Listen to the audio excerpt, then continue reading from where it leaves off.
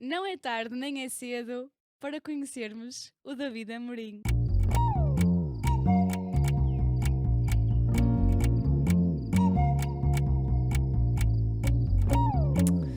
É tarde. Não, é cedo. Oh, É. é. Não, Não não é é tarde tarde. nem é cedo. Olá, David. Olá. Como te sentes? Inspirado por estarmos aqui a poder falar. Eu também. Estou muito feliz. Obrigada por teres aceitado o convite. É mesmo especial para mim ter-te aqui connosco. Ahm, David, porquê é que tu achas que estás nesta cadeira? Primeiro porque tu quiseste. Ah, mas acho que talvez seja pela visão especial que eu tento ter sobre como é que podemos habitar o tempo. Boa. Boa resposta. Sou eu para dar esta resposta. Não, porque eu acho que te contagio, ou tento te contagiar um bocadinho neste sentido. E porque tu também me permites e inspiras, então. Obrigada. Sabes bem que o podcast Não é Tarde Nem é Cedo surgiu também com o objetivo de explorar ou de dar a conhecer pessoas jovens do nosso conselho que sejam ativas. Para ti, o que é a participação juvenil? Pois eu acho que é exatamente sobre isso, sobre como é que nós podemos habitar o tempo, ou seja, o nosso tempo livre, o tempo que às vezes não é muito livre, mas que nós damos um jeitinho para que ele aconteça, particularmente em conselhos ou em espaços ou em comunidades que tenham uma vida em grupo tão ativa como acontece aqui em Santa Maria da Feira, onde há muitas associações e onde há muitas atividades, muitos lugares onde nós podemos estar a viver os nossos tempos livres ou aquele tempo que não queremos usar para as ditas coisas rotineiras. E portanto, como é que nós podemos encontrar aí escapes para nos cumprirmos? Isso é o importante. É o importante de nós pensarmos o que é que queremos deixar de marca e o que é que queremos fazer por inteira e absoluta vontade. Claro que há sempre quem use esse tempo também para outras coisas, porque esses universos também permitem agendas e permitem pensar em catapultas para lugares que algumas pessoas acham que são importantes, políticos e etc. Eu nunca ignoro isso, porque isso é uma coisa também muito importante de ser falada. Mas, mais do que isso, e na gênese disso, é o pá, dançarmos porque gostamos de dançar e estar com pessoas mais velhas, mais novas porque gostamos de estar e porque criamos lá significados importantes. E isso é, na gênese, eu acho que é habitar o tempo de uma forma muito livre. Paira no ar a ideia de que os jovens de hoje em dia não são tão participativos como antes. Tu achas que é verdade? Bem, perguntares-me isso a mim é sempre difícil, porque eu penso qual antes? Há 100, há 200, há 300, mas comparando com tempos imediatamente anteriores, eu acho que esta geração que agora, em 2025, tem 20, ou que talvez tenha até 30, e aquela que está antes dos 20 e antes da maioridade, realmente vive numa dinâmica de comunidade e numa dinâmica social muito diferente, por exemplo, de quem teve estas idades nos anos 70, ou nos anos 80, ou nos anos 90, onde era muito, muito importante, principalmente nos anos 70 e 80, a participação, e falava-se muito e incentivava-se a participação na ideia do coletivo, da sociedade, dos grupos, das organizações. hum, o Cirac nasce um bocadinho disso e muitas associações até em Santa Maria da Feira. E eu acho que depois, mais tarde, com os anos 90, com alguma desilusão desta geração jovem, portanto, quem tinha 20 anos nessa altura, quando há um certo bem-estar social, do Estado Social que começa a inverter e há aquilo que é considerado uma neoliberalização da economia. E isto não estou a ser demasiado teórico, é mesmo real. Quando há essa viragem, quando há uma série de crises nos anos 90, hum, parece que há assim um bocadinho uma desilusão e uma vontade de estar unidos, sim, mas às vezes em contraciclo, em contracultura.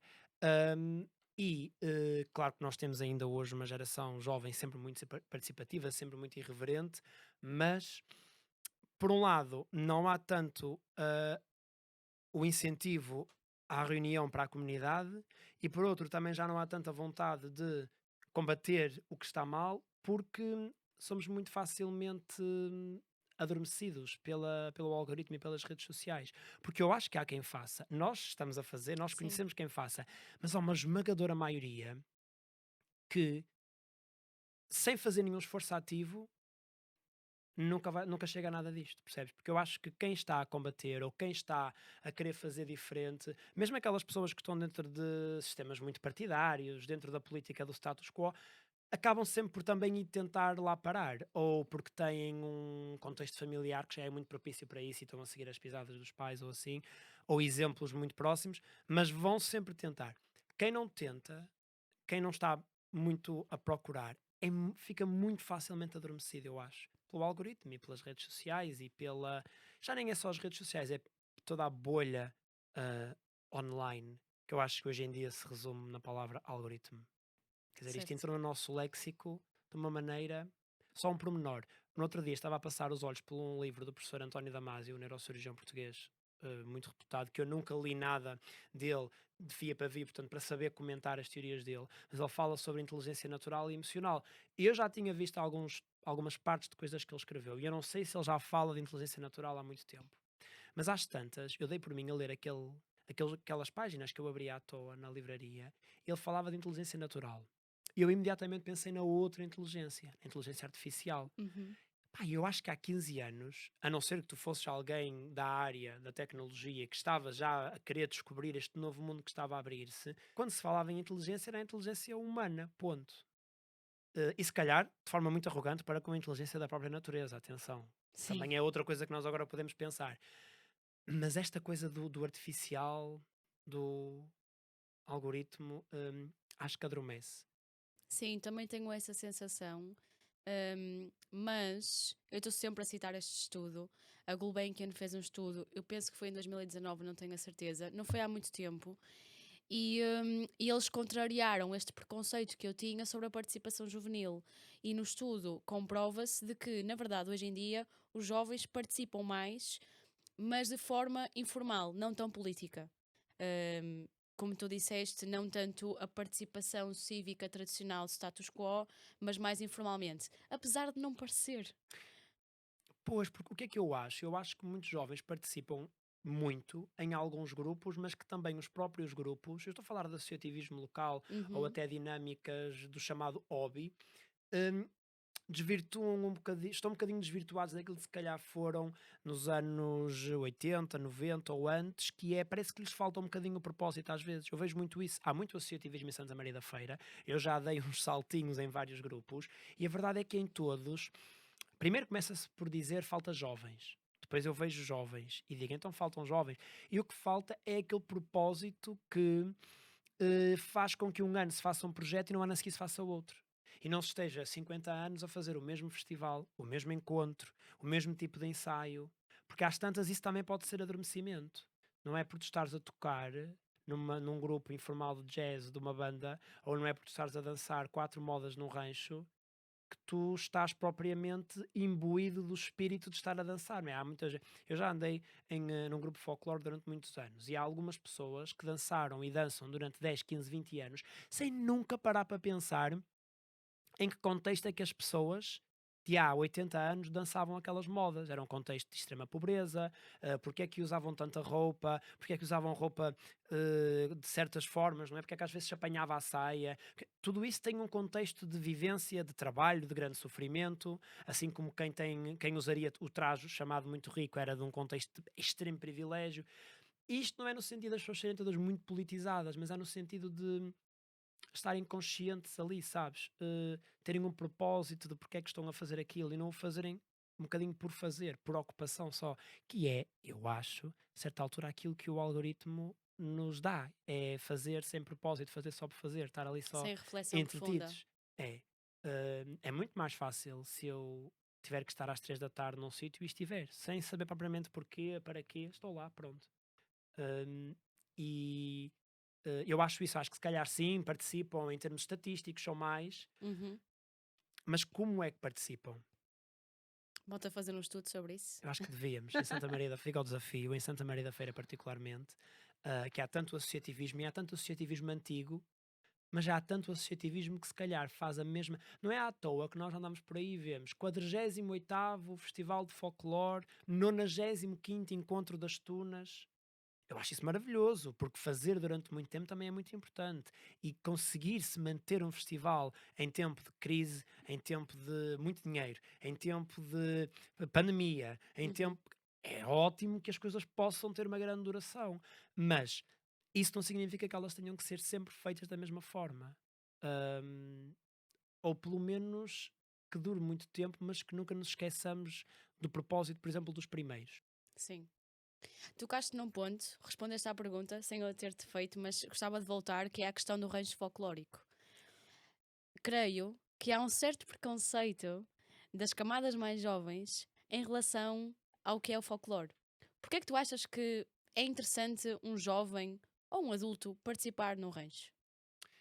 Eu participei num rancho durante 11 anos, este é o contexto, na freguesia de Argoncilho, eu interessei muito, muito, muito pelo mundo do folclore a certa altura quando descobri que há uma federação de folclore, quando descobri que há muitos jovens interessados no folclore por todo o país, quer dizer, no geral, em termos nacionais devem ser poucos, não é? O número não é assim, são que centenas, 200, 300, mas quando depois juntas toda a gente é muito interessante.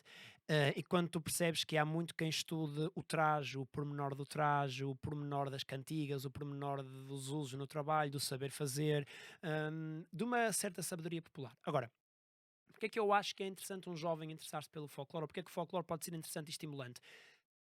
Quando nós estamos nele, ou quando nós descobrimos o folclore, em contraciclo com aquilo que ele é, em Portugal.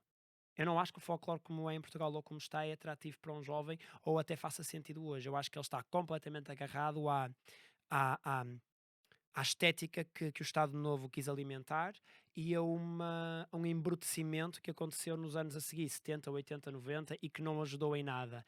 E acho que nos últimos anos tem havido, e há figuras muito interessantes, pessoas que estão a esforçar-se muito para perceber como é que se pode estudar verdadeiramente esta ideia de cultura popular, que eu acho que não é sobre cultura popular, é sobre a vida do chamado povo, e portanto tentam levar para aí o folclore. E aí é que é interessante, não é? Percebermos como é que nós podemos olhar esta massa gigante de pessoas que, tirando ser para este período que o folclore quer estudar, que é o final do século XIX, 1850, 60, 70, até 1920, 30, e que, no meu entender, nem devia ter uma barreira, devia só de continuar, como é que nós temos.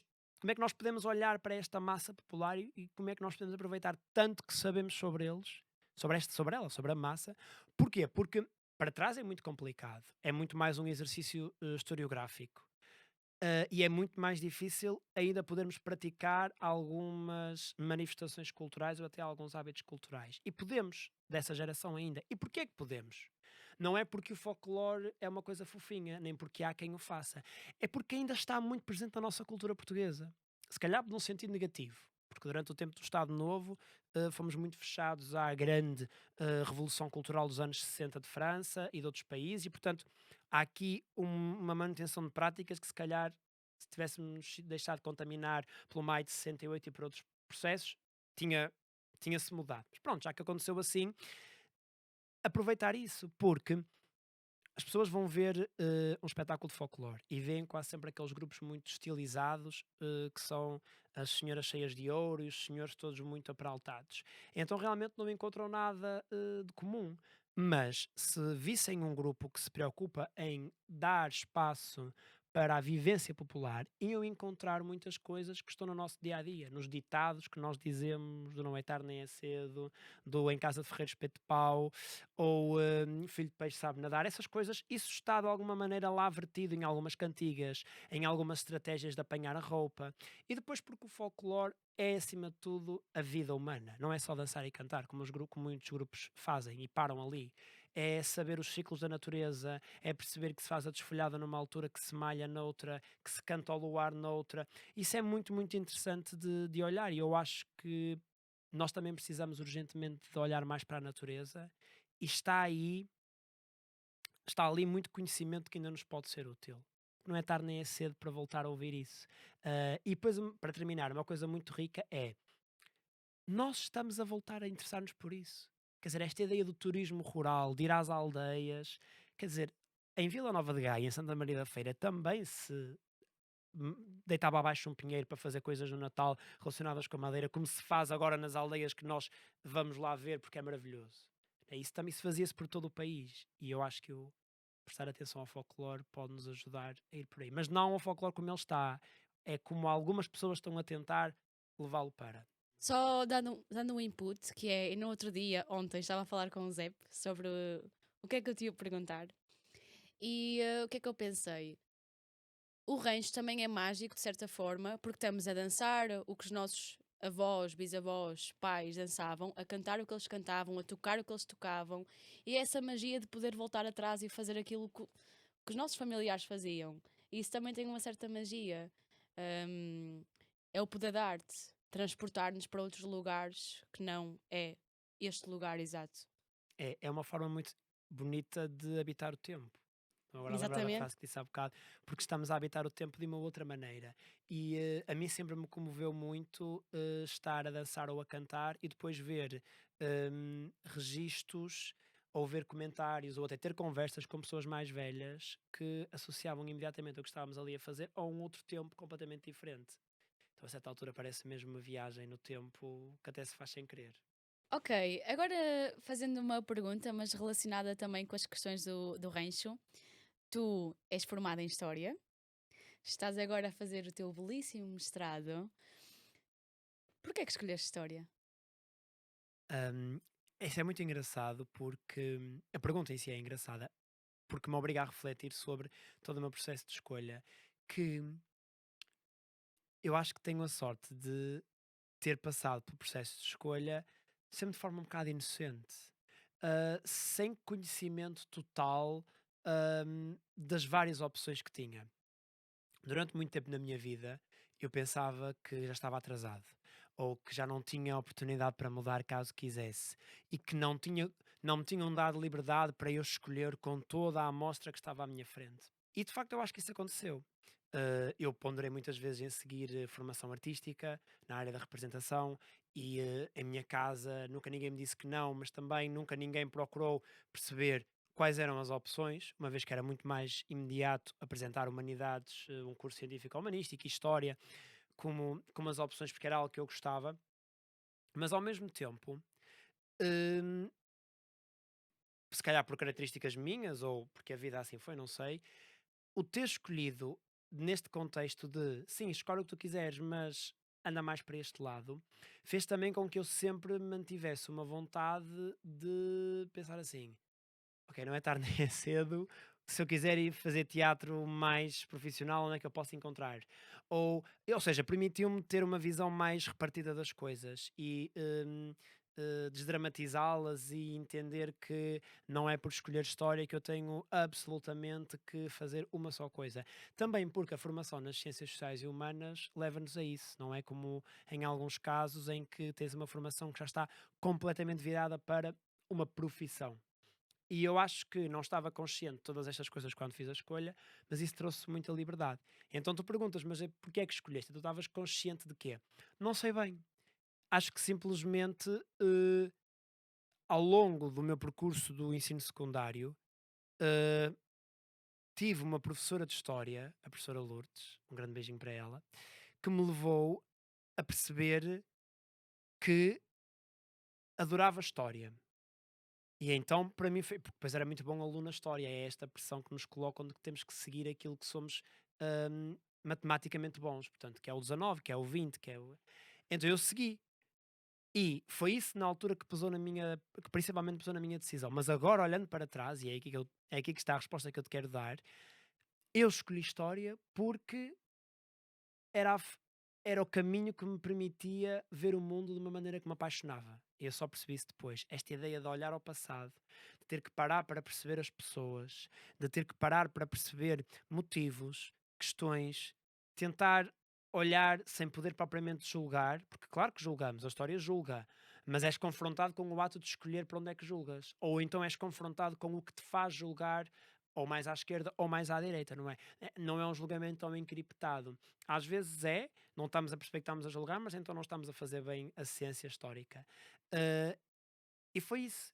inconscientemente foi isso que me fez escolher. Foi o ver a humanidade, o poder olhar à massa humana, à ação humana. Na época não, na época acho que foi um bocadinho dentro das coisas que eu gosto, ela é aquela, esta é a coisa mais óbvia e que me estão a apoiar mais para seguir. Então, se eu tinha 20 a história, porque é que não haveria de seguir a história?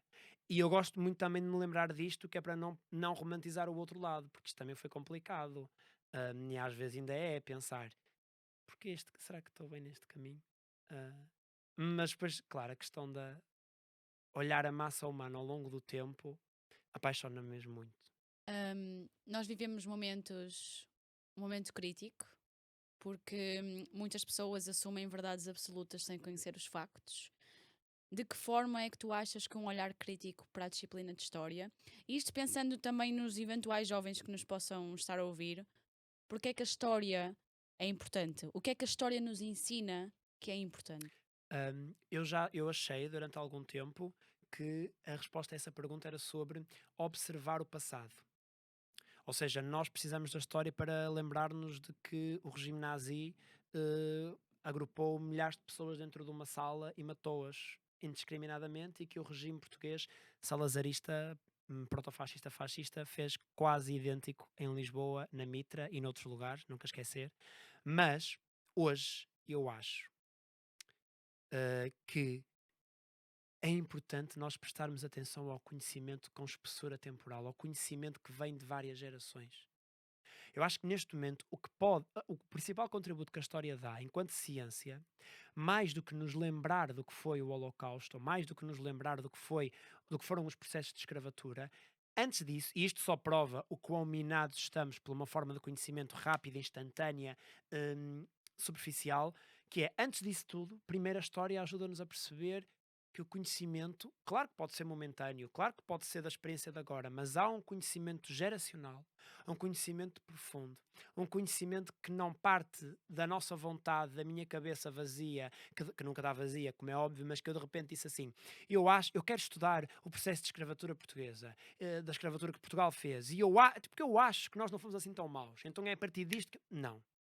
A história não se faz assim. A ciência histórica tem sempre o primeiro lugar de ir ver, antes de mais, quem é que já escreveu sobre isto, para nós percebermos onde é que nós podemos ir buscar fontes ou testemunhos sobre isto. E é no trabalho do testemunho que nós percebemos como é que aconteceu. E esta consciência, e isto não é só na disciplina de história, eu acho que é no ato científico em si, e portanto eu acho que é importante voltar a olhar para a história no seu sentido científico. Porque as pessoas gostam muito de falar da história, porque é inevitável, enquanto humanidade, olhar para o que já vivemos. Então falam de história como conhecimento acumulado, como experiência vivida, porque todos nós vivemos uma história, mas há a história-ciência e há o trabalho científico da história, e nós devíamos de ter, pronto, agora se calhar estou a puxar a brasa à minha sardinha, mas nós devíamos de ter gente de história, gente que faz história, não é gente que tem o curso de história e é muito ligada à elite cultural e artística, então escreve artigos no jornal. Tem que ser sincero, não é só essa gente, é aquela gente que às vezes está há 3 anos para perceber que a monocultura do eucalipto, na Beira Alta, no século XIX, teve implicações na vida social e profissional daquelas pessoas passado 20 anos. É este tempo de pensar, é este conhecimento geracional, é este pensar que eu só consigo estudar a comunidade de Argoncilho no século XIX ou no século XVIII com pormenor, porque há 40 anos houve alguns historiadores que deixaram de estudar só reis e passaram a estudar não só a produção económica daquele tempo, que obviamente ia olhar a agricultura, mas o povo que trabalhava aquela agricultura. Estás a perceber aqui as camadas, a herança de conhecimento? E isto não é só na história, isto depois leva-nos a pensar a herança do conhecimento na carpintaria, na cozinha, nas avós, nas mães, fora da família, porque depois também temos muita ideia de que temos que voltar a pensar no conhecimento geracional das famílias.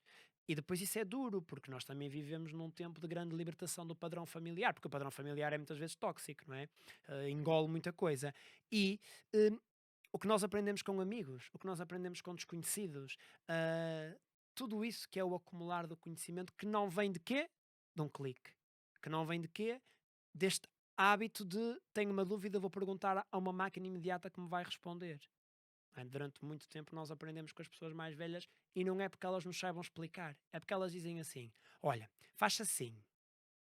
E está bem, para elas é óbvio estar a virar aquela, sei lá, aquela fita ou estar a dar aquele nó enquanto se está a dar um ponto numas calças, mas depois tu a seguir vais dar o ponto e não fica assim, porquê? Porque não tens a mesma precisão, o mesmo hábito, a mesma técnica e tudo isto é a mesma coisa. Eu estou a tentar falar da mesma coisa que é o tempo e como é que nós habitamos o tempo mais uma vez e, e, e eu acho que a história, enquanto prática científica, tem muito para ensinar sobre isso, muito mesmo. Ahm, Porque desmonta as verdades absolutas. E porque desmonta a ideia de não, mas eu ouvi, disseram-me, está bem, mas isso foi um. Hoje, há 20 anos diziam coisas diferentes. Obrigada por dar sempre respostas que me inspiram. Que excelente convidado. Muito obrigado, mas isto não é só meu, isto é de muitas coisas com que lá está, também não é um conhecimento só meu e de agora, é de muitos testemunhos que já fui ouvindo e pessoas maravilhosas que me ensinaram muito sobre ver a história sem saber que me estavam a ensinar, mais às vezes do que nas aulas, muito sinceramente. Não desvalorizando os professores maravilhosos que tive, claro. Ok, já falamos rancho folclórico, falamos da história, falaste muito, muito leve do teatro. Fala-me um bocadinho da tua relação com o teatro. A minha relação com o teatro é uma relação muito bonita, porque é uma relação de compromisso de mim para mim. Eu no 12º ano, quando escolhi seguir humanidades, eu estava mesmo muito dividido com a ideia da formação artística. E acho que ainda não estou propriamente pronto para olhar para o não ter seguido esse caminho. Ainda hei de se calhar olhar para isto com outros olhos. Mas eu lembro-me que fiz uma promessa a mim mesmo e disse: se eu seguir história, eu nunca vou abandonar o teatro enquanto hobby, enquanto prática. E se eu seguir teatro, eu nunca vou abandonar a história como hobby, como prática. E claro que nunca poderia abandoná-los porque são duas paixões muito grandes. Então, entretanto, acabei por exemplo, na faculdade, fazer uma investigação sobre história do teatro, no fundo, sobre história de algo que Gil Vicente fez enquanto dramaturgo e quê. Então aí fez-se luz, de género, posso casar estes dois mundos. E repara que a minha resposta está a ir no sentido de eu ter escolhido ou não teatro como formação. Porque isso é uma coisa que me marca tanto. Mas falando mesmo do teatro, hum, é uma paixão. Porque, e tem sido ou seja, isto é complicado de falar, porque estou a misturar vários mundos, mas é uma relação, diz muito sobre uma relação de mim para mim, porque é muito um compromisso que eu fiz há uns anos não o abandonar, e também tenho aprendido que esse compromisso significa que eu não preciso de estar todas as semanas em ensaios, num grupo, a fazer teatro.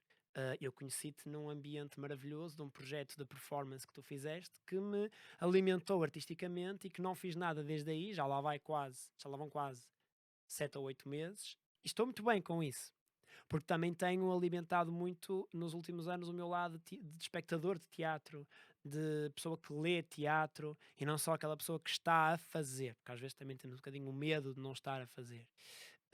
E é bonito, porque me alimenta esta ideia de este compromisso comigo. Mas como é que surge esta paixão? Ah, Surge pela ideia de brincar ao que eu quiser e de fazer o que eu quiser. E pela ideia do fantástico.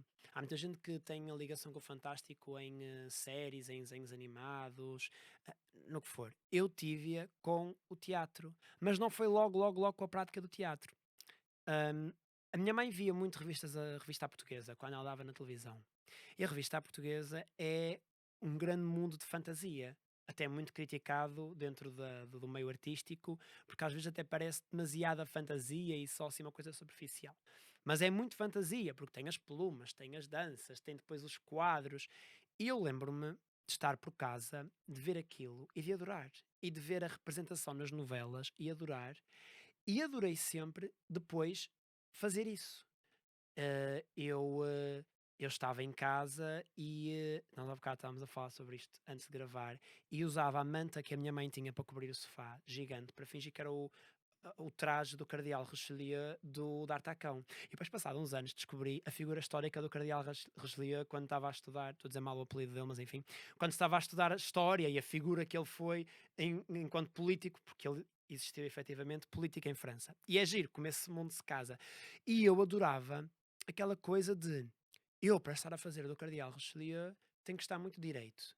Mas para estar a fazer de Potos, que era um dos mosqueteiros, tinha que estar de costas curvas e tinha que estar mais gingão. E depois, isto tudo sem me aperceber, como é óbvio, eu ia e copiava atitudes das amigas da minha avó, das pessoas que estavam no café. E isto é o quê? Isto é olhar a massa humana, que não é muito diferente do que me apaixona em história, do que me apaixona na poesia. E depois, um dia, lembro-me tão bem desse dia, ah, fui ver duas amigas minhas ao teatro que faziam teatro no Rancho. E por isso é que eu entrei para o Rancho. Eu entrei para o Rancho de Argoncilho para poder estar no grupo de teatro do Rancho de Argoncilho, senão não me deixavam estar no grupo de teatro. Então eu entrei. Mas o giro é, aquele espetáculo foi horrível do ponto de vista artístico, mesmo.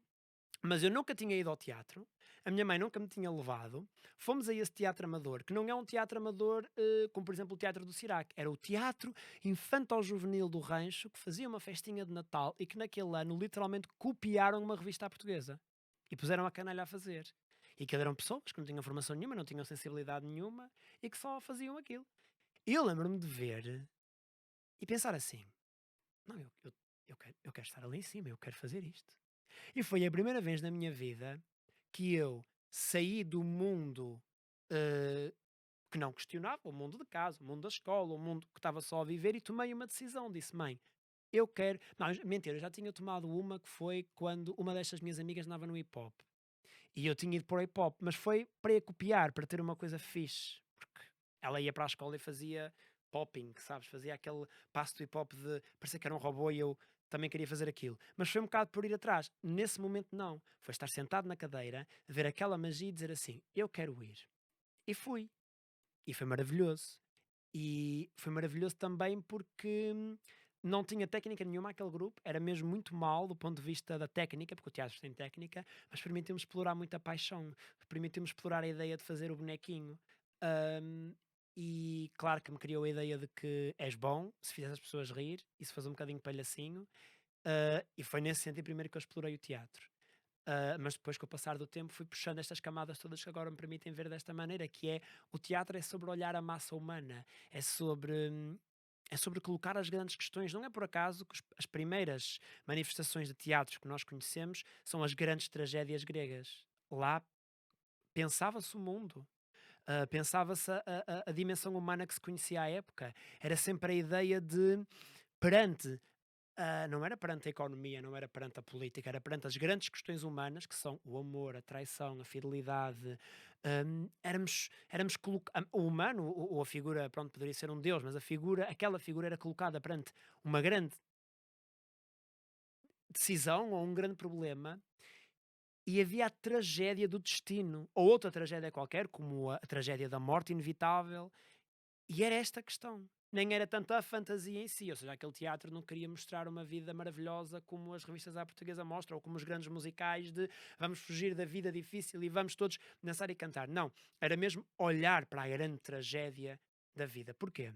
Porque nós vivemos a vida sem essa dimensão, sabes, de pegarmos nos dramas, de termos que tomar uma grande decisão que nos custa e termos um coro de 40 pessoas atrás de nós a cantar um poema que traduz artisticamente aquilo que vai na nossa cabeça e que dá voz à insegurança, à dúvida, ao medo, ao terror. E ali no teatro isso acontece, como acontece na arte em geral. Ainda bem que a Dona Fátima te levou a esse teatro, Sim, sim. porque se não fosse isso eu não tinha conhecido. Conhecemos por causa do teatro. Não foi por causa deste grupo específico, este grupo que Sim, eu sim, mas mas sim, mas foi foi por porque causa te do teatro. permitiste, porque tiveste pais que te deram liberdade para explorares outras coisas, para além da escolinha. Sim, isso é verdade, e deram. E eu muito novo, a ter ensaios até muito tarde e a ter uma vida já muito moldada pela ideia de eu tenho os ensaios, tenho um ensaio no sábado à tarde toda, tenho um ensaio no domingo, tenho um ensaio na quinta, depois às tantas andava em 3 grupos e andava a fazer umas coisas ali e outras acolá, e treinava em casa aos berros algumas personagens e muitas personagens que eu fiz ficaram na gaveta. Eu treinava-as em casa, mas depois não me sentia confortável para levar aquela pujança para o grupo, porque já sabia que as pessoas estavam se calhar mais predispostas à personagem que tivesse um sotaque alentejano e passado 2 minutos de estar no palco dissesse uma asneira. Posso dizer uma asneira? Pode. Dissesse tipo, foda-se. Então o pessoal ria-se todo, quer dizer, já sabia esses mecanismos.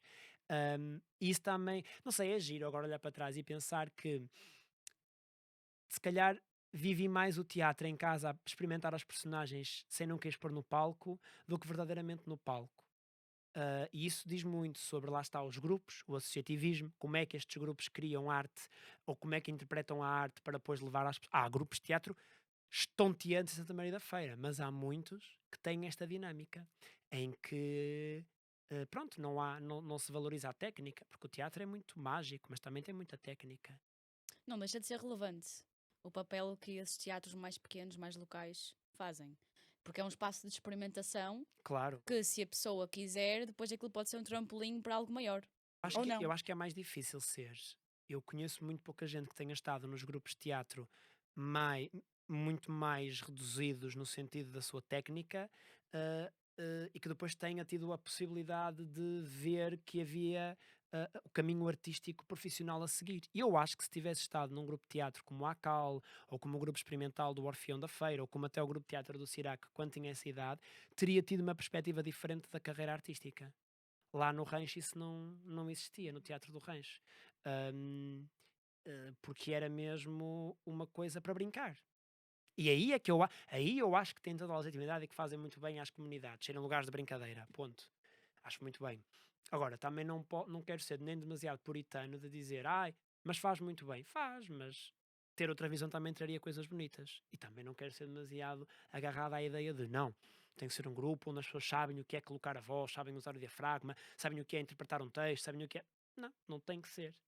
Mas acho que há outras possibilidades, se for. Para alguém que nos esteja a ouvir e que esteja hesitante sobre fazer ou não fazer teatro, o que é que tu dirias para convencer a pessoa de vai, experimenta? É isso, é vai, experimenta. Vai. Hum, Vai. E depois é assim, pode-se procurar os. Porque eu não quero dar o conselho, olha, faz isto. Se eu tivesse que dar um conselho de faz isto, eu diria, procura um grupo, interessa-te por ver os grupos da zona, vê alguma coisa deles e deixa-te cativar. Uhum. Antes de fazeres como eu fiz e como eu acho que todos nós fazemos, que é querer pertencer. Se é pelo teatro em si, deixa-te cativar. E percebe que não é sobre estar num grupo, porque às vezes isto o associativismo também tem este peso de entrei para este grupo, é neste grupo que faço.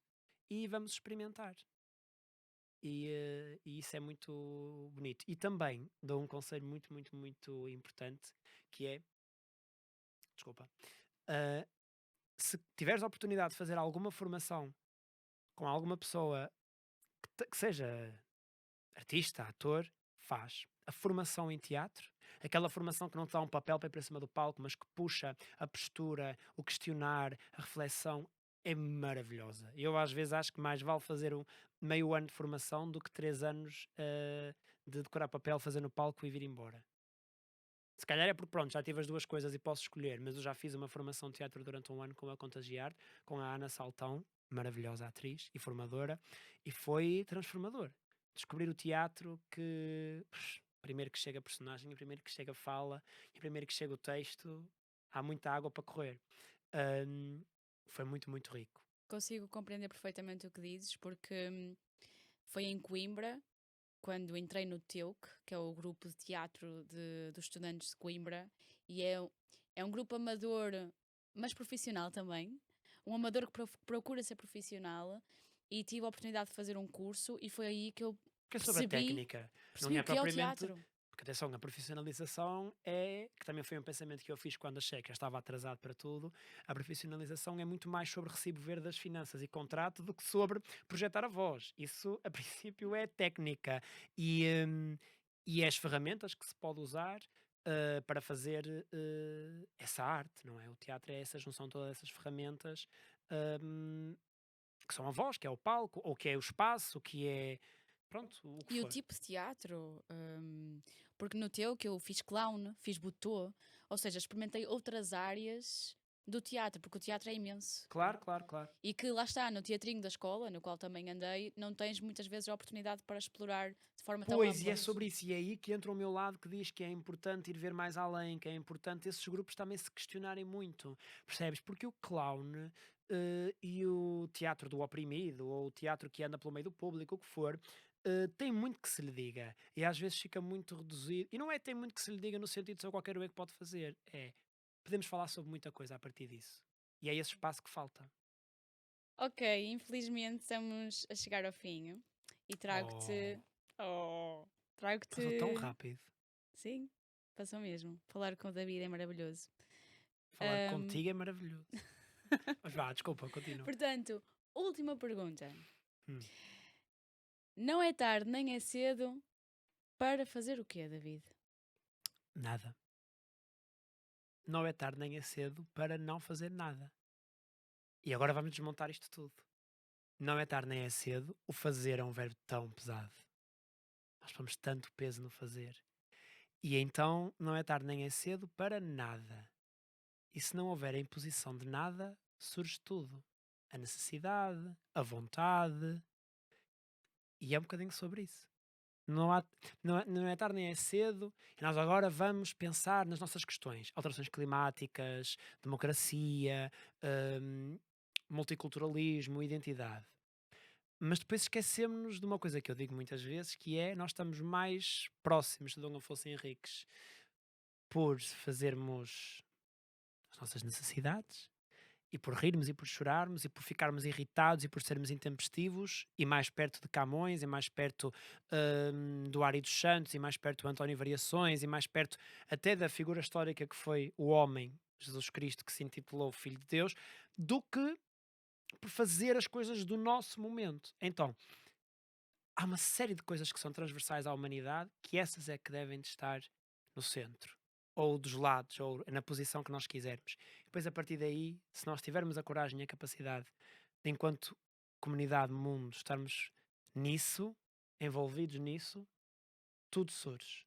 Acho eu, tenho essa esperança. Porque eu acho que tudo o resto que contamina o nosso mundo acontece exatamente por outras coisas que não prestam atenção a isso, pelo dinheiro, pelo lucro, pelo vencer sobre outros, porque isto tem sempre ligado à ideia de que para um estar muito bem, muitos não podem estar bem. Isso não tem que ser propriamente assim, não me parece que tenha que ser.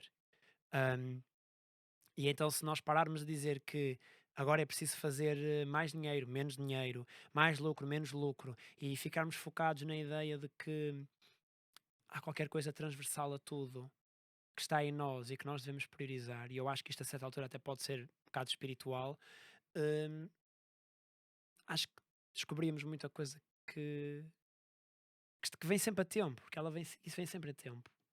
Hum, e se nós falássemos nestes tons acerca de questões como a natureza, eh, acho que as pessoas percebiam de outra maneira. Não é? Porque quando se fala de alterações climáticas, que é uma coisa que também está muito ligada com momentos da minha vida, é sempre na ideia do como é que produzimos, como é que não produzimos, como é que fazemos, como é que não fazemos. E é verdade, como é óbvio, isso é o grande problema, como é que produzimos, como é que consumimos. Mas isso acontece por cima de uma natureza, por cima de uma dinâmica natural de vida, de biosfera, de mundo, que é isso que é o importante, não é? E então, é sobre isso tudo que nós devemos de estar, se calhar, é para isso que devemos estar mais atentos, não é?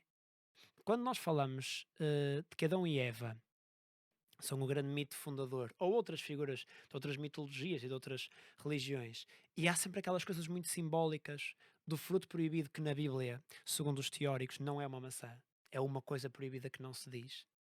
Portanto, isto já é muito. Nós já atribuímos o nome maçã, a ideia da maçã. É logo um código que criamos. Mas não é propriamente sobre a maçã, é sobre algo proibido e que fomos. Então isto tem a ver com se podemos, se não podemos ir, se vamos, se não vamos. E a mesma coisa para a roupa, para terminar. Adão e Eva, não sei o que, aquela história de que logo puseram uma folha e acabou a inocência. É mais sobre a inocência e o à vontade e o pudor e o conforto do que sobre aquela folha. E acho que às vezes pensar que não é tarde nem é cedo para nada ajuda a desconstruir isso tudo. Obrigada. Obrigado eu e obrigado nós pelas coisas maravilhosas que tu fazes. E aproveito para dizer que não é tarde nem é cedo para seguir todas as plataformas onde o podcast está, acompanhar e estar ligados para os próximos episódios para perceber não é tarde nem é cedo para. Obrigada por me ajudares a produzir este podcast. Porque o David foi a pessoa que me ajudou a escolher o nome, por acaso. Um, e para além disto que ele falou, de seguirem nas redes sociais, se por acaso tiverem pessoas que achem interessantes para convidarmos para o podcast, por favor, sugiram. Ou nos comentários, ou enviar um e-mail ou uma mensagem para as redes sociais. E obrigada por nos ouvirem.